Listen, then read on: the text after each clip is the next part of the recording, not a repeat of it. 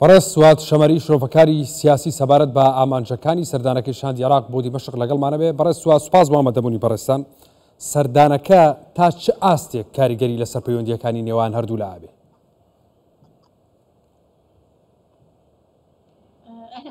سڵاوتان لێبێت. ئەم سەردانە زۆر گرنگ بوو بۆ دۆخی استراتیژی دیاری کراو بۆ هەڵسوکەوتکردن لەگەڵ ئەو دۆخەی کە ئێستا لە ناوچەکەدا هەیە، هەروەها گۆڕانی ڕژێمی سووریا، هەروەها حکوومەتی عێراقیش هەندێک خاڵی دیاریکراوی دەستنیشان کردەوە بۆ تەعاملکردن لەگەڵ سووریا.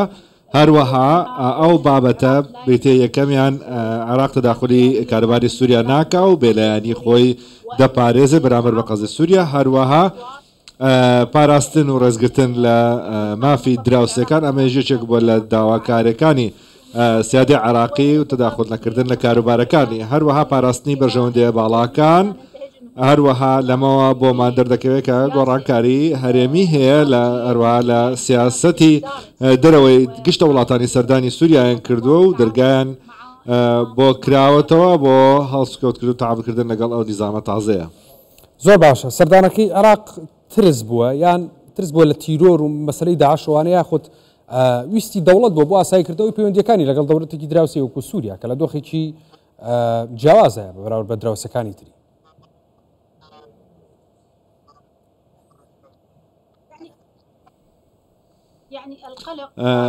نیگەرانیەکە ئاسایە لەم بابەتە، چونکە ئەوەی کە هەڵسوکۆتی لەگەڵ دەکەین تەعامی لەگەڵدا دەکەین ڕووخاندنی ڕژێمێکە لەلایەن ئۆپۆزیسیۆنێکەوە کە لە دەرەوە نەهاتووە. بۆیە مامەڵەکردن لەگەڵ کۆمەڵێک کە پێشتر بە تێروز ناسەندرابوون و ئێستاش جنوبەکانی وڵاتیان بەدەستەوەیە. عێراق و وڵاتانی دراوسێ تەعامل لەگەڵ سیستەمێک دەکات کە هەڵبژێردرابێت و لەلایەن گەلی سووریادا دەنجی پێدرابێت. بۆیە دەبێت پرۆسەکە پرۆسەیەکی دیموکراسیە، بەڵام ئێستام دۆخە جیاوازە. تاوەکو ئێستا حکوومەتی سووریا لە تەصنیفی گروپە تیرۆریستیەکان نهاتۆ دەرەوە لەلایەن چەندین وڵاتی دراوسێدا.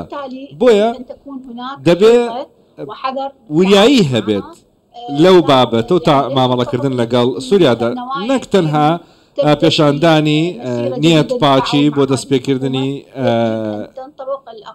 مەسیرێکی تازە لە حکومی سووریادا، بەڵکو دەبێت هەڵسوکۆتی گونجاو بکەن لەگەڵ گۆڕانکاریەکانی ناوچەکەدا. بۆیە دۆخەکە تۆزێک تەماویە لە دۆخی سووریادا، بەڵام دەکرێت گۆڕانکاری زۆر بێنە کایەوە لەسەر ئاستی سووریا و دووریژ نییە ڕوبەڕووبنەوەی تێدا ڕوو بدات و چەندین گروپی چەکداری تێدا هەیە و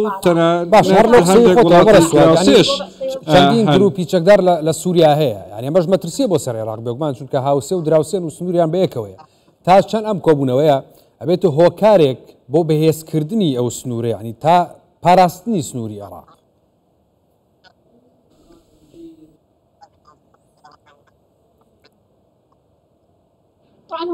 لە ڕاستیدا ئەم کۆبوونەوەیە دەستپێشخەریەکە بۆ پێشاندانی نیازپاچی بۆ هەردوو لە عێراقیش لەوە دوور نییە لەو ڕووداوانەی کە لە سووریادا ڕوودەدەن.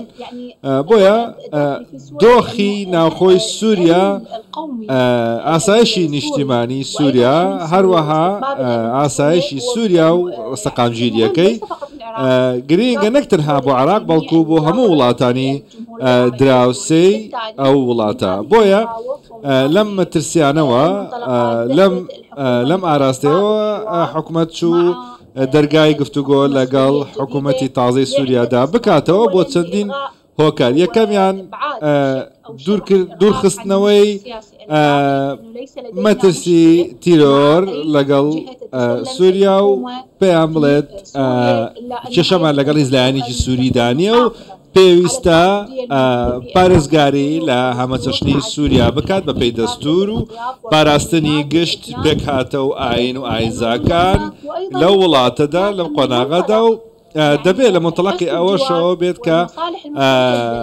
ئاڵوگۆڕی بەژەوەندی هەمەلایەنە بکرێت. زۆر باشە. تا چەندە ینی دڵنیایی دراوەتە سووریای نوێ کە گروپە چەکدارەکانی عێراق نابنە هەڕەشە بۆ سەری؟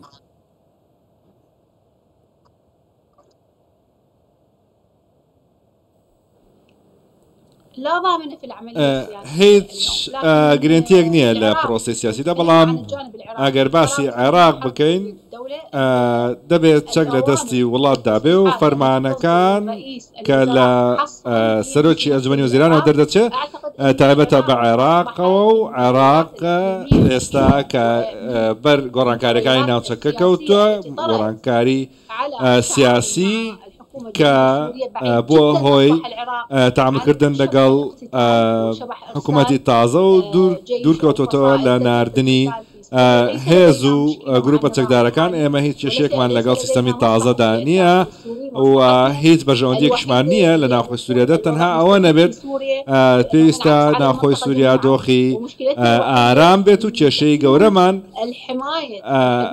پاراستنی سنوورەکانی سووریایە لە هەردوو لاوە گرنگترین بابەتە و لە هەردوو لای ئێران سووریا و عێراقەوە.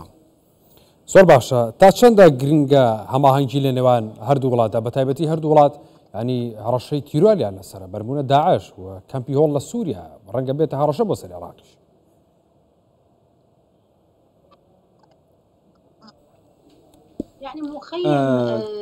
کەمپی هۆڵ بە تەواوەتی پارێزراوە، ئەمە دوورە لەوەی ببێت بە مەترسیەک لەسەر عێراق.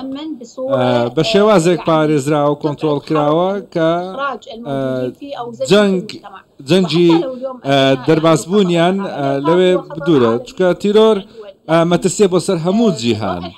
لە دۆخی ئێستای سووریادا هەمووان ناچارتەکە کەوانی کە سیستەمیان گۆڕێەوە شێوازێکی تازە لە سووریادا بەرپا بکەن کە جیاواز بێت لەگەڵ ئەو وێنایی کە پێشتر هەیەیان بوو کە بە توندڕە و ناسرابوون بۆ سەپاندنی ئاینی ئیسلام. بۆیە ئەم گۆڕانکاریانی کە لە سووریادا هەیە بریتی بوو لە فڕێدانی بەرجی سەربازی و لەبەرکردنی بەرجی مەدەنی و پێشوازیکردن لایەنە سیاسیەکانی وڵاتان و تەنانەت عێراقیش. بۆیە هەماهەنگیکردن لەگەڵ وڵاتانی چواردەور و هەروەها دوورخستنەوەی مەترسیەکان و تەنانەت سووریاش بۆ عێراق هەروواکردنەوەی دەرگای تازە هەبووە لە بەردەهەمواندا و داواکاری تازەش هەبووە بۆ دەرکردنیان لە لیستی تیرۆر و دامەزراندنی حکوومەتێکی شەرعی بۆ سووریا. زۆر باشە. ینی پەیوەندیەکانی ئەم پەیوەندیانی کە ینی لە سەرەتای لە ماوەی چەند ڕۆژی ڕابردوو کەوتنی ئێسەدا ینی جۆرێک لە لێدوان و ئەوە هەبوو لە پاڵپشتیکردنی حکوومەتەکە ئێستا لەلاەن هەندێک گروپی چەکدارەوە لە عێراقدا. ئەمە ئەگۆڕێت بۆ قۆناغێکی نوێ و جیاواز لە پەیوەندی ئابووری، لە پەیوەندی سیاسی، پەیوەندیەکان ئاساییە بنەوە بۆ ڕادەیە.